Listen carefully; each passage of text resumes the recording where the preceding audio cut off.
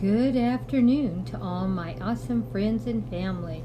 I'm doing a centerpiece today on this table. I cleaned everything off, got one of my favorite new tablecloths out. Isn't it beautiful for fall? All the beautiful leaves all about. Now, what I'm going to put on top is this gorgeous table runner. It's an inspired piece of Mackenzie Childs, but doesn't it look beautiful? Just love it, so I was so happy. Eventually, I will get some more pieces and some more Mackenzie Child pumpkins to go with this table runner. But I'm going to show you what I have right now. And I loved it so much I couldn't wait to share it with you. I borrowed this beautiful pumpkin from my daughter. This isn't mine, it's my daughter's. Look how beautiful it goes with that table runner. Isn't it a beautiful pumpkin? And look how well it's finished off. I just love everything about it.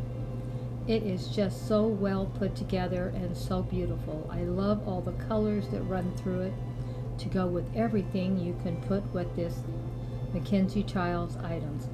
Now I put some flowers and some greenery on the table. I put a small container under my pumpkin to have it elevate a little.